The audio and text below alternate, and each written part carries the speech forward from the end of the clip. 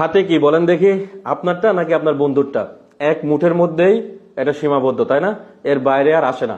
এর থেকেও ছোট বাচ্চাদের মতো হয়ে গেছে, এরকম রাখতে হবে, এরকম মোটা লম্বা শক্ত রাখতে হবে।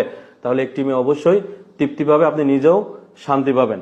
এখন আপনার নিজেরটাই পছন্দ হয় না, একদম বাচ্চাদের মতো হয়ে গেছে, তো একটা মেয়ে কি বলবে বলেন তো? হাত দ্বারা নষ্ট করতেছেন, করেন করেন, বেশি বেশি করে করেন।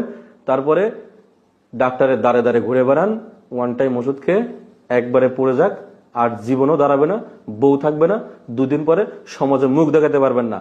বিভিন্ন জায়গা থেকে আপনাকে ছোট করা হবে, যে তুমি কেমন ছেলে, তুমি কেমন পুরুষ। শ্বশুর বাড়ির থেকে ফোন দিবে, অনেক রোগী বলে তো যে শ্বশুর বাড়ি থেকে ফোন দেয়, বলে বাবা তুমি চিকিৎসা নাও, না হলে আমাদের মেয়ে আমরা নিয়ে যাব। তখন খুব ভালো লাগবে না?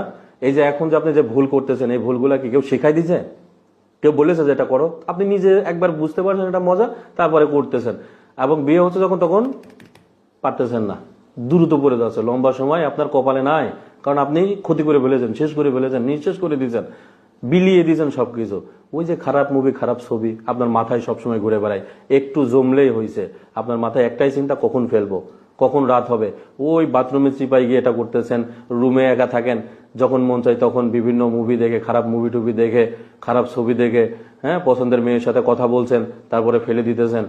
ওই দিনে যে একজন বলতে, স্যার আমি গার্লফ্রেন্ডে বিয়ে করছি, 2 দিনই হয়নি স্যার, চলে গেছে, যাই বাবা মাকে বলছে আমি ভুল মানুষকে পছন্দ করছি, বাবা মা তোমরা এখন আমার ব্যবস্থা করো, আমি ওর সাথে সংসার করবো না। আমি বলি, সেটা কোনো কথা হলো?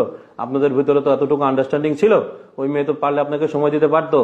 বলছে না স্যার, আমাকে দিইনি সে সময়টা। কি মনে করতেছেন যে গার্লফ্রেন্ডের সাথে কথা বলে ফেলতেছেন, ওই গার্লফ্রেন্ডই 2 দিন পরে চলে যাবে আপনাকে রেখে? কারণ আপনারটা যে এতটুকু বাচ্চাদের মতো, এতটুকু দিয়ে কাজ হবে কখনো? কোনোদিন। আপনি নিজেরটাই তো পছন্দ, আপনার বন্ধুকে তো বলতেই পারেন না, পারেন? আপনার বন্ধুরটা এরকম, আপনারটা এরকম। আপনি যদি কখনো এটা দেখেন, আপনি নিজেই চিন্তা করবেন যে আমি কত বড় বোকামিটা করছি।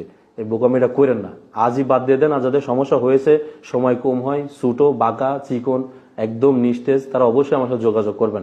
সবাই ভালো থাকেন। আসসালামু আলাইকুম ওয়া রাহমাতুল্লাহি ওয়া বারাকাতুহু।